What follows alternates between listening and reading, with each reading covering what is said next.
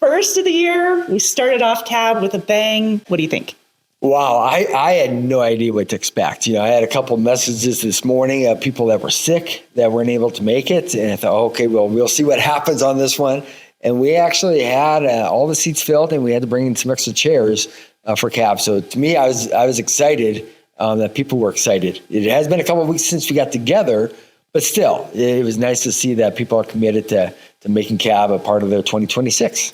Yeah, I know just the buzz around the room. Everybody was really excited that it's going to have a little bit more structure, a little bit more personal development, business development in it. And I think that's key.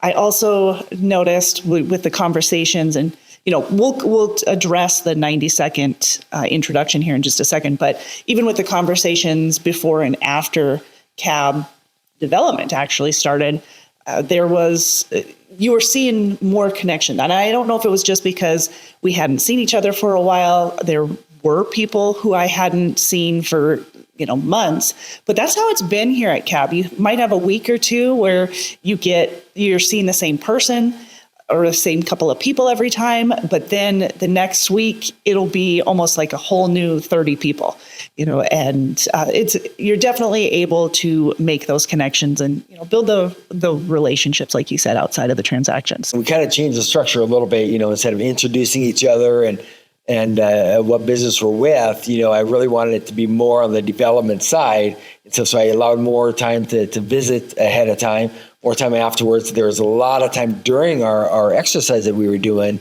today that I just loved the energy in the room. I mean, people were talking, they were laughing, they were excited to be here. One thing that I find with networking groups, there's oftentimes a big lull in the conversations, almost forced and very robotic when you're having those conversations.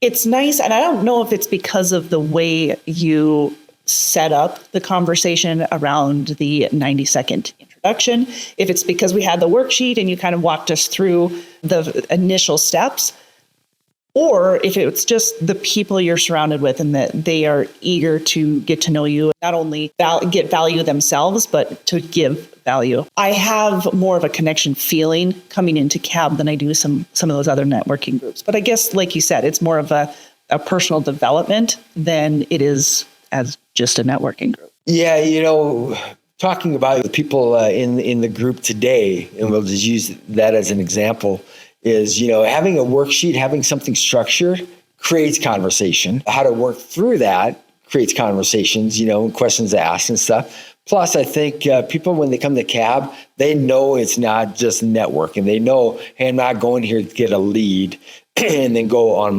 about my day. They know they're coming here to engage and be part of it. And if people come here just wanting to network, they'll soon find out that, hey, they want to be part of the engagement, because that's the exciting part. If you're just here expecting something, you're going to be disappointed. You come here, you get to know one another, you listen to each other, you build that friendship, you go have a coffee afterwards. You set up meetings outside of CAB. CAB is now the place to actually do the referrals. It happens outside of that. And that's why I always said relationships before that transaction happens. I saw several people kind of walking out together, planning their week and kind of pairing up to get their week scheduled and make additional contacts. The 90-second introduction. Now, it started off pretty powerful with the steps that you suggested, and that can all be found on the Growth Hub too. So if you want more information on the Growth Hub, I'm going to give Jason just a pedestal here to talk on when it comes to the Growth Hub, because that's something that's going to be even more valuable within our CAB network. But before we even hit on that, we worked through the worksheet, kind of went through it step by step. And then some of the input that we had after the fact was really beneficial. By the way, one of the things that we found out is that Jason has never watched Princess Bride. Thank you. Never watched Princess Bride. Did you even know that was an option? I did not. But I was almost ostracized. I'm glad we didn't start out that way. I probably would have had to leave the group. Yeah. So one of the examples was Montoya on Princess Bride. He says, "Hello, my name is." He repeats it throughout the movie over and over. And just for more emphasis, the instructions that we were given to mirror that projection was more of the introduction, then communicate the connection with the speaker, and then the execution. And I think those were key takeaways for me. It was not only to have that introduction, but that you're going to need to adjust it no matter who you're speaking to or speaking with, that you're going to need to mold it to that conversation, just like anything else. So having that framework, I think, was huge, because we always talk about the 90-second elevator pitch and all this other stuff. And to me, that's all rehearsed. To me, if you have just a couple of key things, like you said, the introduction part, the connection part, and then the execution part, or the communication part, and then the execution. If you know that, you can kind of tailor it to anything that you do and who you're talking to. Just by having that short framework, people don't necessarily care that, hey, I'm an insurance agent or I'm a realtor. They want to know when they ask you, what do? You need to share with them, hey, I help people solve this problem. And then at the end, this is what it looks like. And to me, that creates that curiosity and interest versus shutting people down. And that's what you want is people to say, tell me more. One of the examples Jason gave initially was if you're on an airplane and you just want your own space, you just tell them exactly what you do. Yeah. If I'm traveling and I'm flying somewhere and I want peace and quiet, I don't want to talk to anybody. And somebody says, hey, what do you do? Hey, I'm an insurance agent. You know what? I have 4 hours of peace and quiet. Nothing. But if I want conversation, then I'll use the framework that we just talked about. Yeah, the framework is definitely more effective when it comes to connecting with somebody. Where a job title, we just kind of make those assumptions that we know what it's all about or what you're all about by the job title. Not really fair, because you don't have that opportunity to give your unique selling point. Yeah. So, and I always talk about the value proposition, what separates you apart, because saying you're an insurance agent, for say, that really doesn't mean anything to anybody other than they know that you sell insurance. Versus, hey, how can you help me? And what separates you apart from Joe Blow down the street that does the exact same thing? And that, to me, is your value proposition, is in your introduction, is what separates me apart.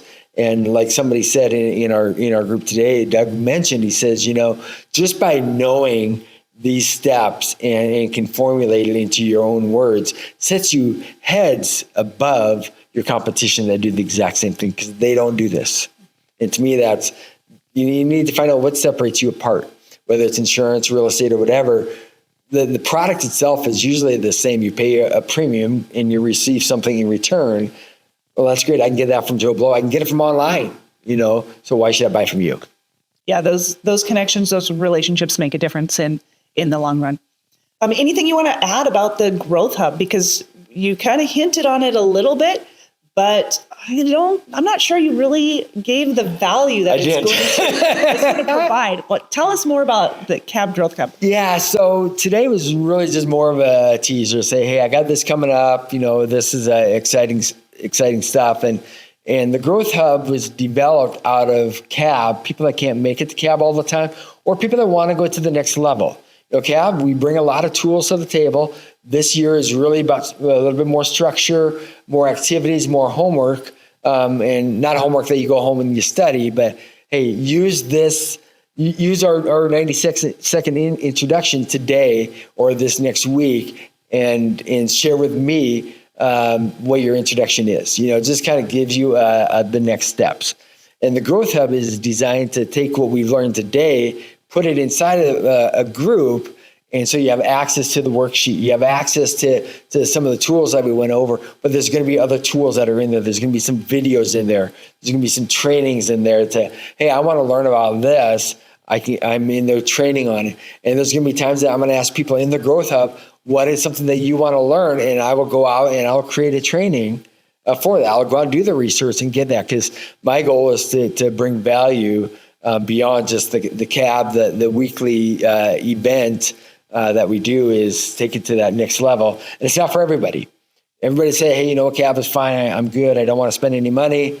That's fine. I have founders rates right now. The first 20 spots are $19 a month. Where are you going to get teaching and things like this for that low of a cost, right? People underestimate how valuable investing in your own education is, your own growth and self-development. That's why CAB has been so successful for me, or been so helpful for me, is that it has been an investment, free investment, but it's still my time coming and just building on the personal development and the relationships and just learning the more of the ins and outs of the businesses here in the community. Speaking of community, within the Growth Hub, is it going to have an online community within the hub itself? Is it going to be a Facebook community? What's that going to look like? Do you have any idea? Yeah, so right now it is going to be a Facebook group. Okay, it's members only that'll be part of it, but it's not just Great Falls. It's not just here. Even though I'm starting it here with the founders members and stuff like that, and being part of CAB is kind of where I'm kicking it off, but I'm going to take this nationally. So people want to get this type of training, they're going to be able to get it. And it doesn't matter if they're in New York or Florida or whatever, they're going to have access to it. And then there will be probably starting off probably once a month, more of a webinar type setting, or a Zoom meeting, I should say, where we all jump on and talk about some ideas and things like that, kind of share some of that. Eventually, I want to go to that on a weekly basis. There's going to be some things that's going to come out of that, which is part of the Connection Doctor. I'm going to start promoting my courses and my 90-day success system that is going to come out of that. And it's all going to be part of the people that are part of the Growth Hub will get access to that first and get a discounted rate. Looking forward to seeing how that goes, along with, of course, We Are Local. You introduced with We Are Local, we have our weekly print. We also have our online version, and then we're expanding that online version into more of a deep dive into the different businesses that advertise with us and market with us, in addition to what we talked about last week, which will be the directory that is part of the CAB. As far as the local bites, you're talking about local bites. Tell us about that. Yeah, so I do a lot of travel, and I've been into hotels, and I always see restaurants, advertised there or whatever. There's a sheet there, hey, local restaurants, things like that. And to me, it saves the hotel me going up and asking, hey, where's a good place to eat, right? So sometimes I do because I want to start a conversation, but a lot of times I can just look at, okay, here's some restaurants that they recommend or whatever. So in Great Falls, we are starting that, and it's going to be where we're going to have restaurants and coffee houses and nutrition places in there where we are placing the booklet or pamphlet, whatever it looks like, in the hotels. And there's going to be different levels of that too. Hey, I just want my name listed with a QR code. There's going to be, hey, I want my name listed, QR code, and I want a little blurb of what we serve, and then an online presence. And then there's going to be some that's going to be even a little bit further, that they might have a half page, in there that can talk a little bit more about the community and stuff. When I started talking to the restaurants on this was like, Jason, there's nothing here. And these hotels, they want to work with us. They just didn't know how to. So this is a way that we can partner with the hotels. It'd be a free thing at the hotel, but it will be restaurants would pay pay a membership fee or a print fee or whatever you want to call it to be in there, and depending on what level they want. And the ones that I talk to are excited about it because I think it's going to bring another level of local to our community. One of the first things I do when I go into a hotel, or when I'm staying at a hotel, is I dig into the binder with all of that information, and they go away from that more and more. You've got the Uber Eats or DoorDash, but what if you want to go out? Because so often it's about the environment. And sometimes, yes, I want to hide away in the hotel, but what if you want to go out and experience Great Falls and get to know it a little bit? So that'll make a big difference for those who are coming in. Yeah, and it's the flavor of our community. That's what I call it, the local bites. It is an opportunity to get away from some of the chains that you find in a lot of other cities and stuff. It gets you out to try the Roadhouse Diner, try street burgers, maybe Burger Bunker. Tracy's. Gotta try Tracy's. Yeah, so it's just going to allow us to get known a little bit more, because my goal, when they try this, they tell other people, or they go back and tell a hotel, hey, you know what? That's an awesome place. Or there's going to be a place online that they can even do comments and stuff. So we're just really trying to bring our local community flavor to the tourism industry.